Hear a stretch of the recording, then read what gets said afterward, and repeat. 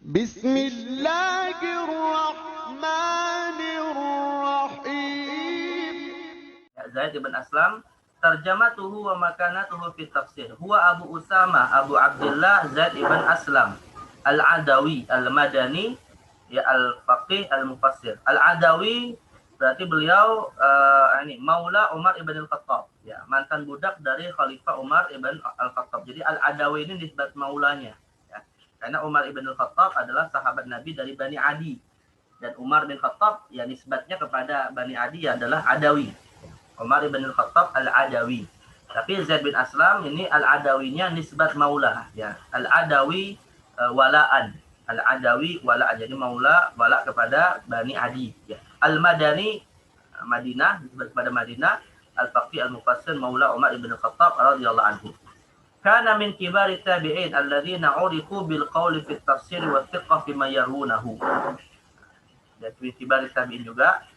Ya, kemudian qala fihi al-Imam Ahmad, nah, ini beberapa ulama jarh wa ta'dil memberikan kesaksian, wa Abu Zur'ah wa Abu Hatim wa Nasa'i thiqah. Ya, bahwa beliau adalah sosok yang thiqah, terpercaya dalam periwayatan hadis. Ya. Wa yakfina syahadatu haula'il arba'al a'lam dalilan qawiyan ala thiqatihi wa adalatihi.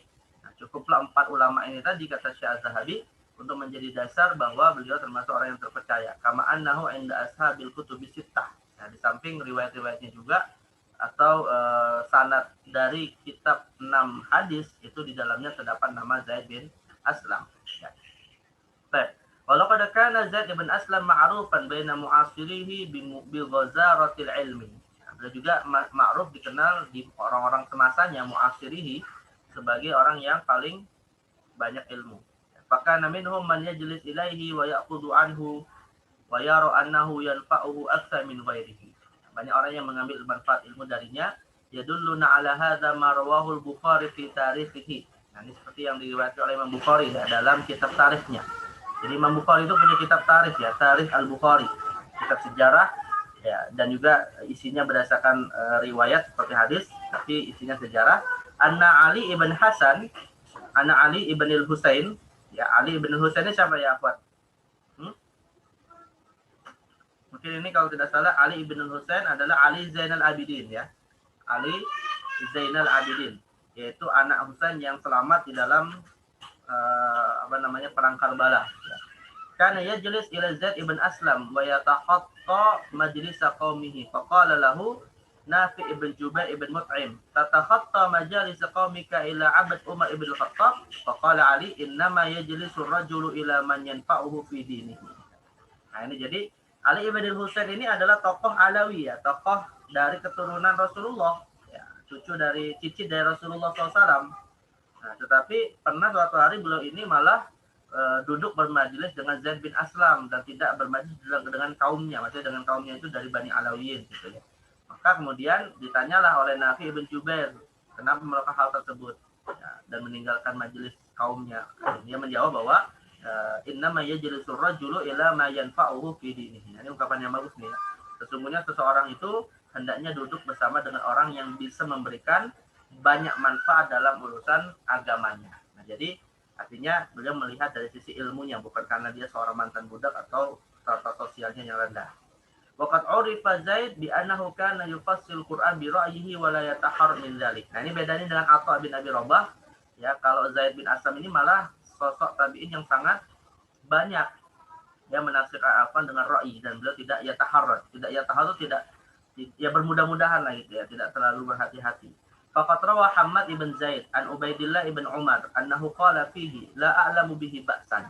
Nah, diriwayatkan beberapa ulama, Ubaidillah bin Umar meriwayatkan dari Zaid ibn Aslam bahwa dia mengatakan bahwa menafsirkan dengan akal itu la a'lamu bihi ba'san, ya, tidak mengapa, illa annahu yufassiru bi ra'yil Qur'an wa yufsiru fihi.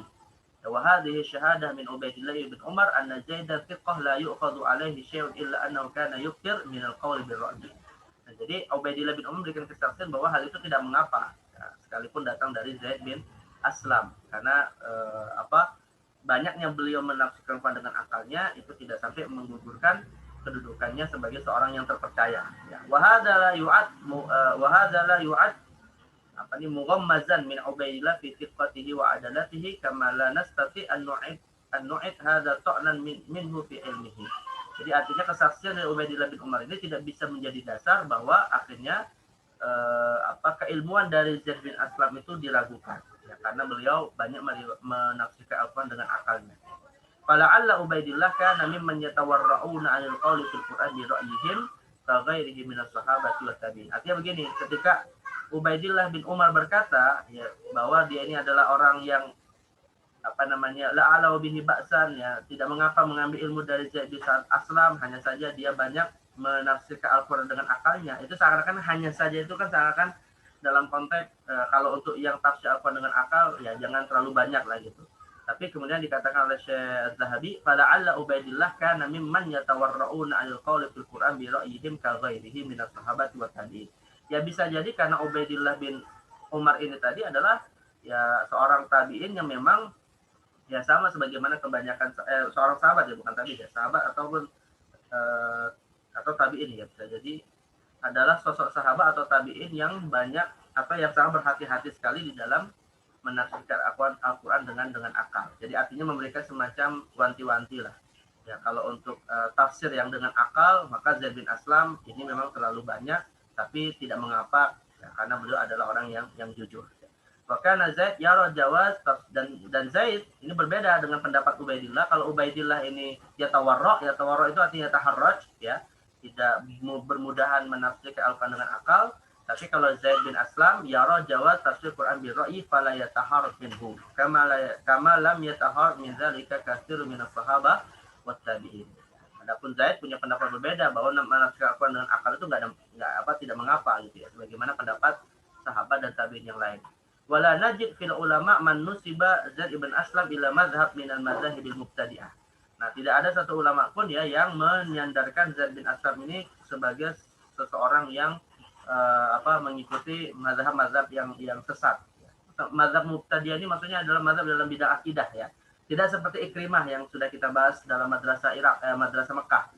Kalau Ikrimah itu kan tertuduh Khawarij, ya, walaupun kemudian tuduhan itu juga dibantah oleh Syekh Az-Zahabi. Tapi secara khusus Zaid bin Aslam ini, nah, beliau tidak ada satu orang pun yang meragukan kebersihan akidahnya, dan tidak ada yang menisbatkannya kepada mazhab-mazhab yang sesat yang memang muncul pada masa akhir-akhir sahabat dan di awal tabi'in, seperti Khawarij, kemudian seperti paham Syiah Sabaiyah, ini sudah mulai muncul di masa-masa akhir sahabat, ya. Hatta naqul innahu kana yufassir Quran bi ra'yihi mutabiqan li madhhabihil bid'ah. Nah, karena tidak ada yang menisbatkan kepada Zaid bin Aslam bahwa beliau itu mengikuti akidah yang sesat, maka otomatis, ya, tafsir beliau yang berdasarkan akal itu tadi tidak bisa kemudian dikategorikan tafsir bi ra'yil madmum, ya, tidak bisa dikategorikan tafsir bi ra'yi yang tercela, karena beliau tidak dalam rangka untuk menguatkan firqah atau mazhab yang sesat yang sudah muncul pada masanya. Karena begini, ya akhwat, biasanya ya kelompok-kelompok sesat itu pasti juga berlindung di bawah Al-Quran untuk menguatkan akidah mereka. Maka kemudian biasanya tafsir Al-Quran itu akan disesuaikan dengan akidah mereka. Nah, ini insya Allah nanti kalian akan pelajari, ya, di studi naskah tafsir 3. Kita akan mempelajari launut tafsir, corak-corak tafsir. Nah, di antaranya adalah ada laun aqadi, corak tafsir, ya, dengan corak akidah, yang mana Syekh Az-Zahabi mengatakan bahwa corak akidah inilah yang menjadi asal tafsir Al-Quran ditafsirkan sesuai dengan akidah yang dianut oleh sang mufassir. Nah, jadi fungsinya malah untuk menguatkan akidah dari mufassirnya. Nah, itu muncul di akhir-akhir masa sahabat. Nah, maka ada kemungkinan tafsir bi ra'yi ini pun dekat kepada tujuan untuk menguatkan akidahnya. Ya, kalau akidahnya hak, misalnya ahli sunnah sih nggak ada masalah. Tapi kalau akidahnya Syiah atau Khawarij atau Murji'ah atau Mu'tazilah, Jahmiyah yang sudah muncul pada masa-masa awal tabi'in, nah, ini kan jadi persoalan. Makanya dengan bersihnya nama Zaid bin Aslam dari penisbatan kepada akidah yang sesat atau kepada mazhab yang sesat, maka otomatis tafsir bi ra'yinya ini tidak diragukan, termasuk tafsir bi ra'yi al-jaiz, ya, atau tafsir dengan akal yang masih bisa diterima. Walau kana syai'un min dzalika lamasakata Ubaidillah an bayanihi. Nah, juga dasar yang kedua, ya, bahwa tafsir bi ra'yinya Zaid bin Aslam ini bisa diterima. Dasar yang kedua adalah kalau misalnya ada sesuatu yang tafsir bi ra'yinya itu bermasalah, pastinya Ubaidillah bin Umar tidak akan diam dari kesalahan itu, pasti akan diingatkan. Ya. Kemudian walamma hakama alaihi hukmu hadza alladhi yadullu ala sifatihi wa adallatihi wa indalla ala ikhtilafihima fi jawazi tafsir ra'i. Dan tentunya Ubaidillah walaupun berbeda pendapat dengan Zaid bin Aslam dalam penggunaan ra'i, dalam penggunaan akal untuk tafsir, tapi beliau tetap mengakui keadalan dan ketiqohan dari Zaid bin Aslam. Maka menunjukkan sekali lagi bahwa tafsir bil ra'inya Zaid bin Aslam ini masih dalam bidairati at-tafsir bil ra'i al-jaiz. Ya, karena tafsir bil ra'i itu ada dua ya, akhwan. Ada tafsir bil ra'i al-jaiz, ada tafsir bil ra'i al-madmum, ya. Nah, untuk tafsir bil ra'i yang disampaikan oleh Zaid bin Aslam, maka masih dikategorikan sebagai tafsir bil ra'i al-jaiz, ya, yang masih dibolehkan. Baik. Wa asharu man aqada tafsir an Zaid ibn Aslam min ulama al-Madinah ibnuhu Abdurrahman ibn Zaid wa Malik ibn Anas wa Imam Daril Hijrah. Nah, di antara ulama-ulama Madinah lainnya yang setelah masa beliau yang mengambil ilmunya adalah anaknya sendiri, ya, Abdurrahman, dan juga Imam Daril Hijrah, Imam Malik ibn Anas. Ya. Wa kana wafatuhu sanata 36 wa mi'ah min al-hijrah wa qila ghairu dzalik. Ini wafat pada tahun 136 Hijriah.